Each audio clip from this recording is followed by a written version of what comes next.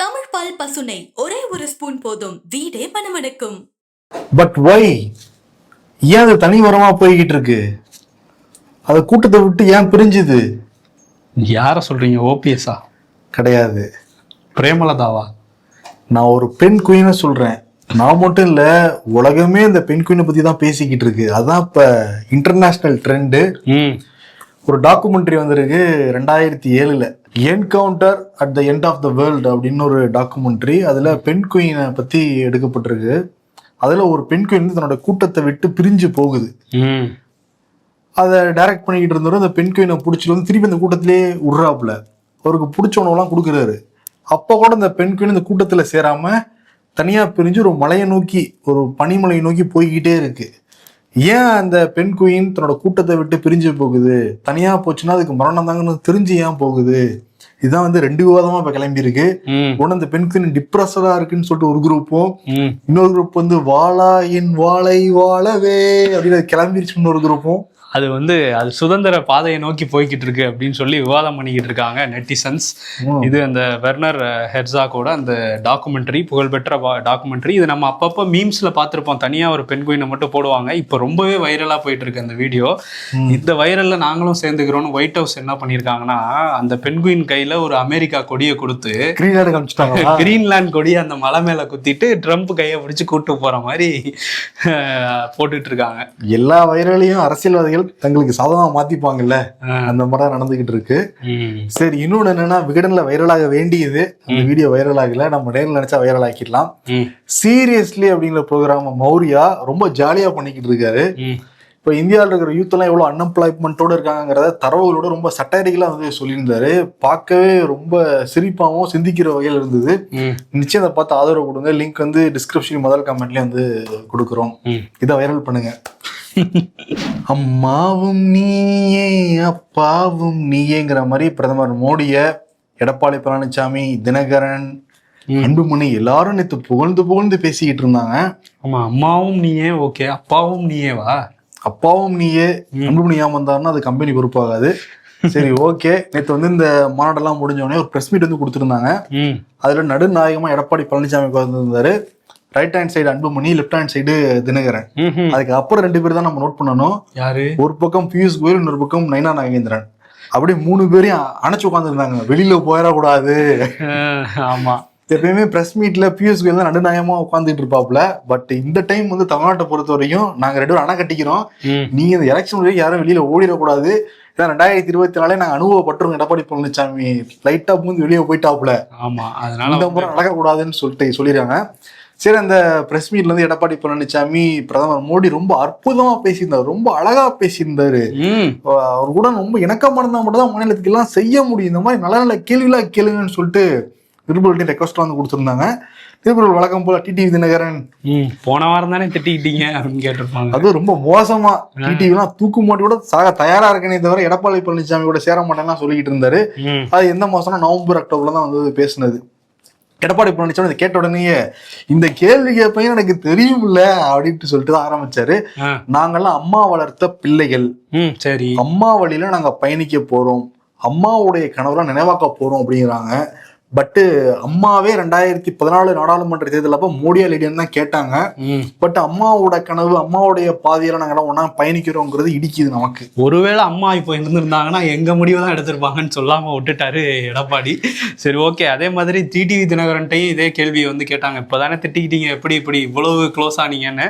பார்த்த உடனே நாங்க பேசிட்டோம், ஏன்னா மேடையில பார்த்தோம்னா கையெல்லாம் கொடுத்துக்கிட்டாங்கல்ல. பார்த்த உடனே எங்களுக்குள்ள ஒரு 2017 ஏப்ரல்ல எப்படி இருந்தோமோ அண்ணன் தம்பியா இனிமே அப்படிதான் இருக்க போறோம், அப்படிதான் இருப்போங்கிற மாதிரி அவரு சொன்னாரு. இதுல யார் அண்ணன் யார் தம்பி அதை விளக்கணும்ல. எடப்பாடி தான் அண்ணன். எடப்பாடி தானே அவர் அண்ணன்னு டிடிவி சொல்றாரு, அதனால அவர் தான் அண்ணன் நம்ம நினைச்சுக்க வேண்டியதான். இன்னொரு பக்கம் பழைய வீடியோலாம் பார்த்துட்டு வந்திருக்காருன்னு நினைக்கிறேன். ஐடிவிங்ல வேற அந்த வீடியோலாம் போட்டுட்டு இருக்காங்க. என்னன்னா, வைகோ வந்து கண்டமேனிக்கு திட்டுறாரு ஸ்டாலினை. இவங்கெல்லாம் எப்படி திட்டினாரு? அவ்வளவு மோசமா யாருமே அரசியல்ல திட்டி இருக்க மாட்டாங்க. அவங்க எல்லாம் ஒன்னா இருக்காங்க. ஸ்டாலினை எதிர்கட்சியோட வைகோ அதிகமா திட்டினாரு. அவங்க எல்லாம் ஒன்னா சேர்ந்துட்டாங்க. அதெல்லாம் நீங்க கேட்க மாட்டீங்க, எங்க மட்டும் தான் நீங்க கேள்வி கேட்பீங்க, அங்கேயுமே நீட்டுங்கப்பா அப்படின்னாரு. காங்கிரஸ் இன்னொரு விஷயத்த அந்த பிரஸ் மீட்ல சொல்றாரு, காங்கிரஸ் அறிவாலயத்தோட செகண்ட் ஃப்ளோர்ல ரைடு நடத்திக்கிட்டு ஃபர்ஸ்ட் ஃப்ளோர்ல கூட்டணி வச்சாங்க. அதாவது அந்த அளவுக்கு ரைடு எங்களுக்கு நடத்தாமே நாங்க கூட்டணிக்கு போயிட்டோம்னு சொல்ல வர்றாரு போல. அதனால வந்து இதெல்லாம் வந்து பேசிட்டு இருந்தாங்க. பியூஷ் கோயலுமே ஒரு ஆங்கில ஊடகத்துக்கு வந்து என்ன பேட்டி கொடுத்திருக்காருன்னா, கரப்ஷன் நெப்போட்டிசம் ரெண்டுத்தையும் அதுதான் திமுகவோட தொழிலா இருக்கு அப்படின்னு சொல்லியிருக்காரு. அவரோட அப்பா வந்து வாஜ்பாய் கேபினெட்ல மினிஸ்டரா இருந்தவர், அவங்க அம்மா தொடர்ச்சியா எம்எல்ஏவா இருந்தவங்க. அப்பா அம்மா ரெண்டு பேருமே வந்து தொடர்ச்சியா இருந்தவங்க. அவருக்கு எதிராகவே அவர் பிரஸ் மீட் கொடுத்துக்கிட்டு இருக்காரு நினைக்கிறேன், பேட்டி கொடுத்துட்டு இருக்காருன்னு நினைக்கிறேன். ஓகே, மேபி நிதின் நபீனை பிடிக்காம சொல்றாரோ அதுவும் இருக்கலாம். இவரும் அதே கேட்டகரியில தான் வருவாரு, நிதின் நபீனும் அதுலதான் வராரு. சரி, ஓகே. இந்த மாதிரி நேற்று பிரஸ் மீட் எல்லாம் முடிஞ்சது. அன்புமணி ராமதாஸ் சொல்றப்ப என்ன சொல்றாருன்னா, ராமதாஸ் கிட்ட ஒரு கும்பல் இருக்கு, அவர் வந்து மூளைச்சலவை செஞ்சு அவரை ஏமாத்திக்கிட்டு இருக்காங்க, அதெல்லாம் இன்னும் புரிஞ்சுக்காம இருக்காரு அப்படிங்கிறாரு அவரு. நான் இவ்வளவு நாள் பண்ணிட்டு இருந்தது இப்ப வேற கும்பல் பண்றாங்கிற மாதிரி இருக்கு அவர் பேசுறது. ஆனா ராமதாஸ் வந்து அது அவங்களோட அக்கா கும்பல் தாங்கிறாரு. ஓகே, என் இடத்த எங்க அக்கா பிடிக்க பாக்குறாங்கிற மாதிரி இருக்கு.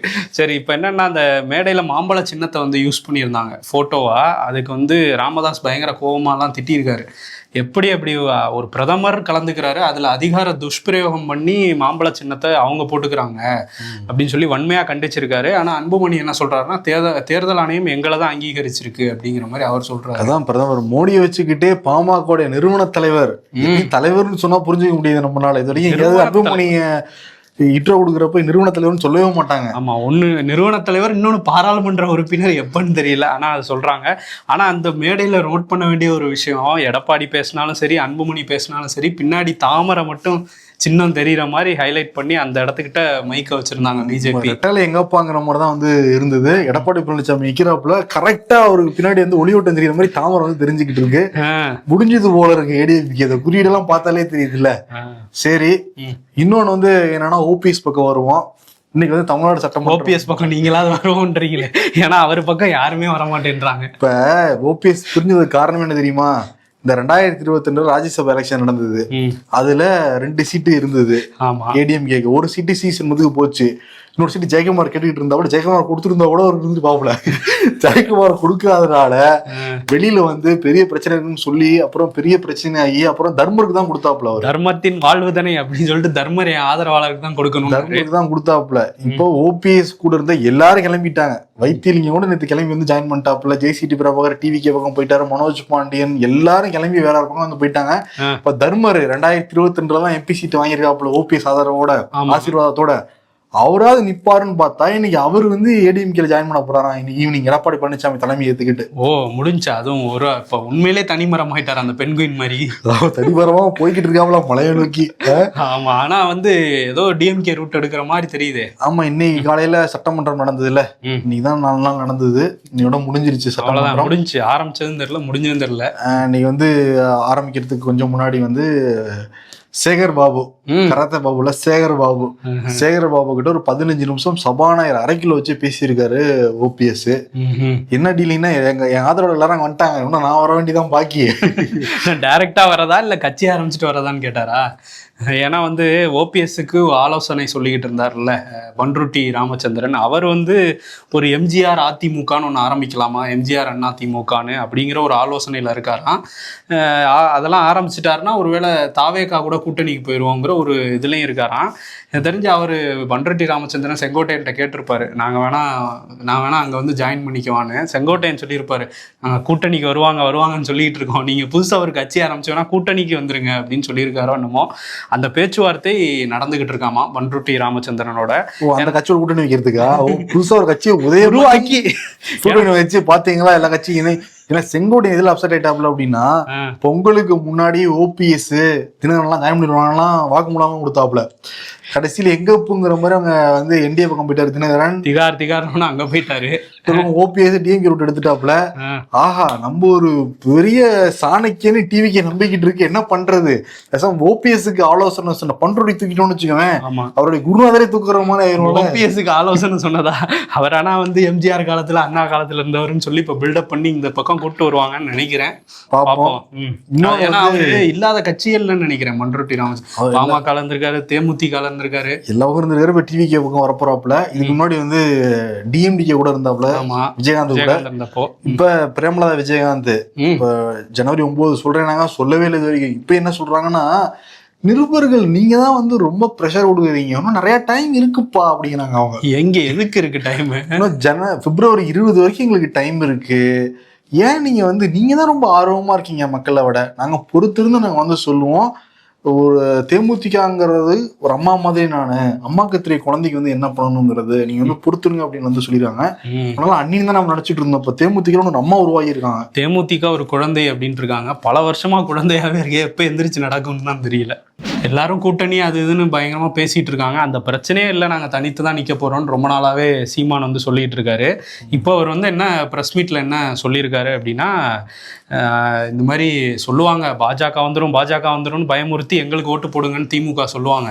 ஆனா இவங்க வந்து பழைய பட ரெஃபரன்ஸ்லாம் எடுத்து கொஞ்சம் கொச்சையா தான் சொல்லியிருந்தாரு.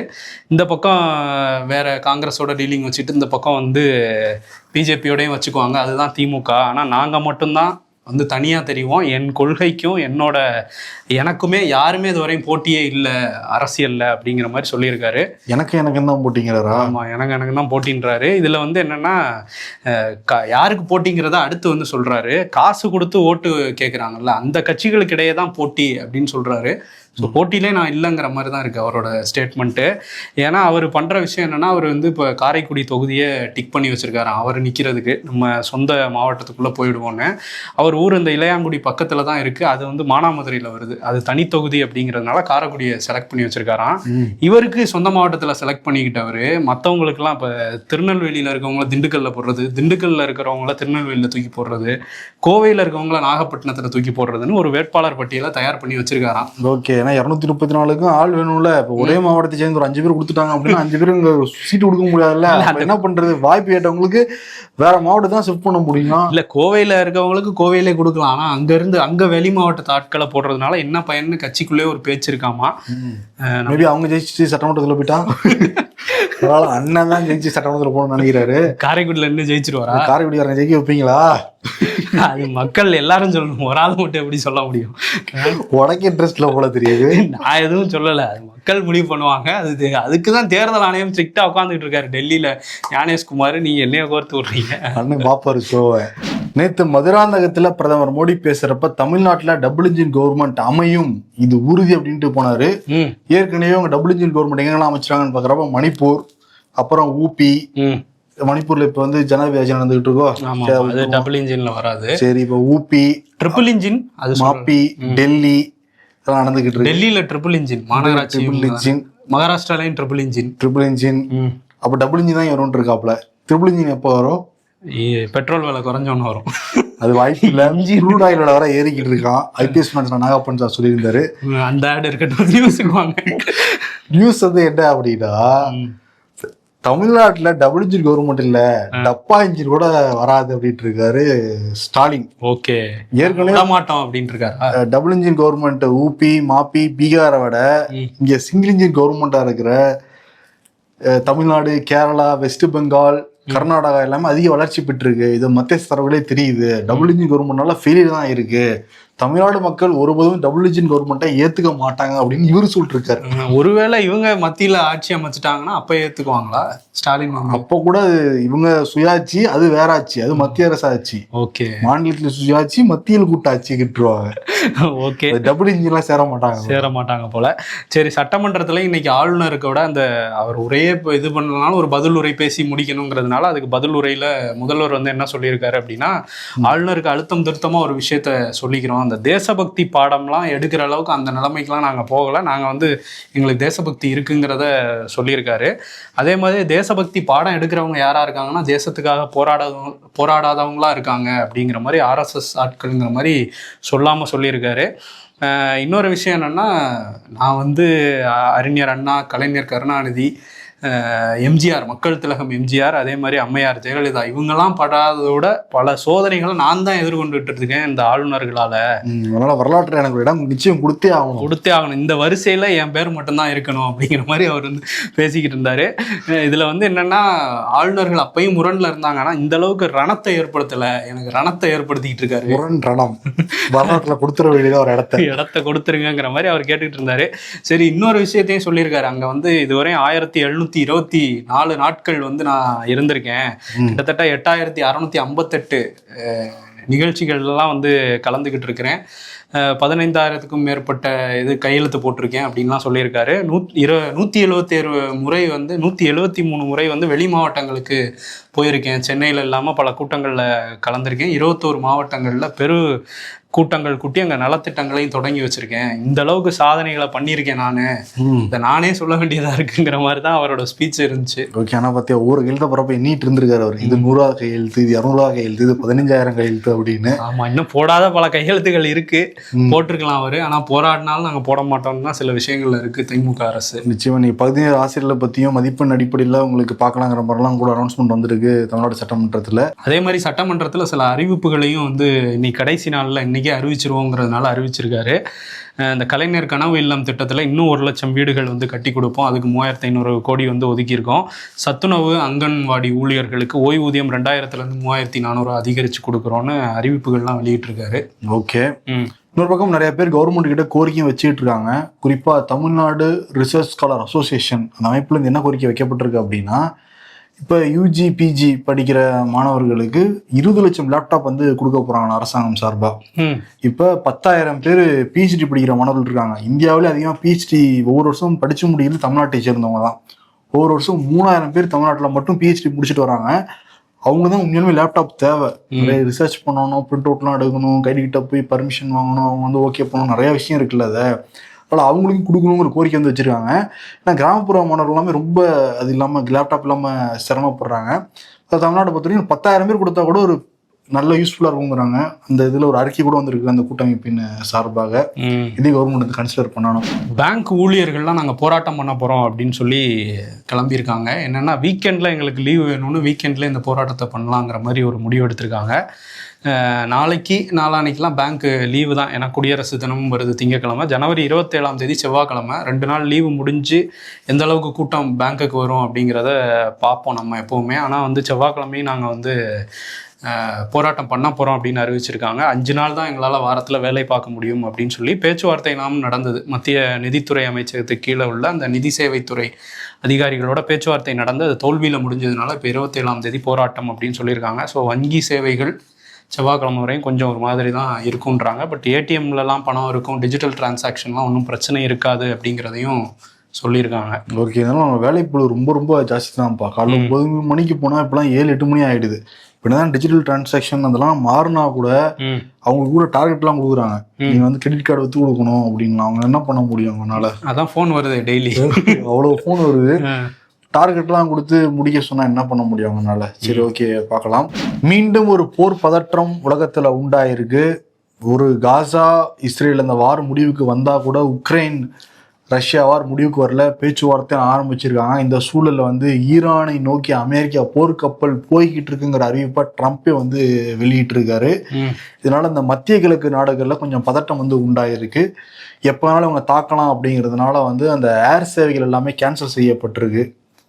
குறிப்பாக சவுதி அரேபியா அங்கே இருக்கிற நாடுகள் எல்லா பக்கமும் அந்த ஏர் சேவைகளை அந்த ஏர்லைன்ஸ் வந்து கேன்சல் பண்ணியிருக்காங்க. இப்போ திருப்பி ஈரானை அமெரிக்கா தாக்க ஆரம்பிச்சதுன்னா அது இன்னொரு போராக வரும். மிடில் ஈஸ்ட் ஒரு மாதிரி எப்போவுமே வந்து ஒரு டென்ஷனோட இருக்க மாதிரி தான் வச்சுக்கிறாரு ட்ரம்ப்பு. அதே மாதிரி ஒரு கருத்து வந்து ஒன்று சொல்லியிருந்தாரு. என்ன சொல்கிறாரு அப்படின்னா, அந்த நேட்டோ படைகளில் அமெரிக்க வீரர்கள் தான் அதிக அளவில் பங்காற்றுறாங்க, மற்ற நாடுகள்லாம் பெருசாக ஒன்றும் பண்ணுறதே இல்லை. ஆப்கானிஸ்தானில் கூட ஃப்ரண்ட் லைனில் நம்ம தான் இருந்தோம், அதாவது அமெரிக்க இராணுவ வீரர்கள் தான் இருந்தாங்களே தவிர மற்ற நாடுகள்லாம் அப்படியே பின்னாடி போயிட்டாங்க அப்படிங்கிற மாதிரி கருத்தெல்லாம் சொல்லியிருந்தாரு. அதுக்கு பிரிட்டன் பிரதமர் கேர் ஸ்டார்மர் வந்து கடுமையாக எதிர்வினை ஆற்றியிருக்காரு. ஏன்னா பிரிட்டன்லேருந்து ஒரு 1,50,000 வீரர்களுக்கு மேலே அங்கே போயிருந்தாங்க ஆப்கானிஸ்தானுக்கு. இவர் வந்து இந்த மாதிரி பேசுகிறதுக்கு பொது பொது மன்னிப்பு கேட்கணும், அவர் வந்து சொல்லியே ஆகணும், இப்படிலாம் இப்போ பேசக்கூடாதுன்னு கண்டனம் தெரிவிச்சிருக்காரு அவர். இப்பதான் WHO இருந்து வெளியே வந்திருக்காரு, அதிகமாக வெளியே வந்துட்டாங்கன்னு சொல்லிட்டாங்க. அடுத்து நேட்டோல இருந்து வெளியே வருவாருன்னு நினைக்கிறேன் அப்படி பேசி பேசி. ஆமா, WHO இருந்து வெளியே வந்திருக்காருல்ல. இப்போ கலிஃபோர்னியா வந்து தனியா வந்து ஒரு ஸ்டேட்டா இருக்காங்க. அவங்க வந்து நாங்க வந்து WHO தொடருவோம், நாங்கள் வந்து ஒரு ஃபஸ்ட்டு ஸ்டேட்டாக அமெரிக்காவிலேருந்து நாங்களே வந்து இதில் போகிறோம். ஏன்னா ட்ரம்ப் எடுத்தது ஒரு முட்டாள்தனமான முடிவுன்னு அந்த மாகாணத்தோட கவர்னரே வந்து சொல்கிறாரு. ஏன்னா ஒரு சுகாதாரம் வந்து பொது சுகாதாரம்ங்கிறது ரொம்ப முக்கியம், அப்போ அதில் WHO அறிவுரையெல்லாம் தேவை, ஒரு பாட்டுக்கு வெளியே வராரு அப்படிங்கிற மாதிரி அவருக்கு உள்நாட்டிலேருந்து விமர்சனங்கள் வருது. சுயாட்சி மாகாணம் மத்தியில் கூட்டாட்சி மாநிலத்தில். ஆமாம், அது சுயாட்சி மாகாணம் அங்கே செயல்படுறாங்க. ஆமாம், யுனைடெட் ஸ்டேட்ஸ் தானே அதுவும்.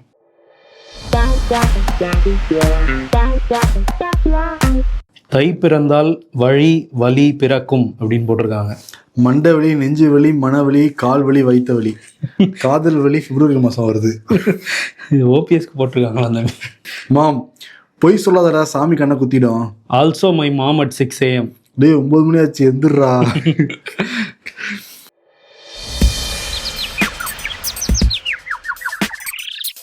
சிம்ரன், அவரை நான் கேவலமா பேசுவேன், அவர் என்ன ரொம்ப கேவலமா பேசுவாரு. கூட்டணியில் இதை 2 கட்சியுமே ஜாலியாவே எடுத்துக்குவோம். சொல் பேச்சு கேளாதவர்கள், ஹெட்செட் அணிந்தவர்கள்.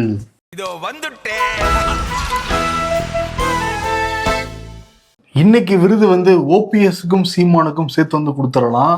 ஓபிஎஸ் வந்து ஒரு அறிக்கை கொடுத்திருந்தாரு சில ஆண்டுகளுக்கு முன்னாடி, அதிமுக வந்து விலக போறாரா, தணிக்கை ஆரம்பிக்க போறாங்கிறப்போ ஒரு பெரிய அறிக்கை. அந்த அறிக்கையில சொல்லியிருந்தாரு, நான் இறக்குற தருவாயில கூட என்னோட உடம்புல அதிமுக கொடி தான் போத்தணும், அதிமுக காரன் என் உடம்புல ஓடுறது ஃபுல்லாக அதிமுக ரத்தம்லாம் பேசிக்கிட்டு இருந்தாரு. ஆனா இன்னைக்கு சபாநாயகர் அவைக்குள்ளார போய், அவரோட ரூம்குள்ளார போய் வந்து சேகர்பாபு கூட பேச்சுவார்த்தை நடத்தியிருக்காப்ல. அவர் முன்னாள் அதிமுக தானே, அதனால அவர்கிட்ட பேசுவாரு. சரி, ஒரு சம்திங் மாதிரி இருக்கு. சீமான் வந்து எப்பயுமே தனிச்சுதான் நிற்பேன், அண்ணதான் ஜெயிக்க போறாங்க மாதிரி பேசுறாரு. தனிச்சுதான் நிப்பீங்க, ஆனா இந்த மாவட்டத்துல உள்ளவங்களை அந்த மாவட்டத்துல தூக்கி விட்டு என்னமோ அவரும் சம்திங் பண்ணிட்டு இருக்காரு.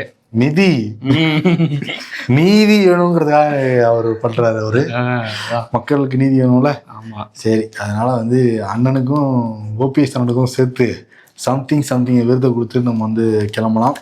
நன்றி. தமிழ் பால் பசுனை ஒரே ஒரு ஸ்பூன் போதும், வீடே மணமணக்கும்.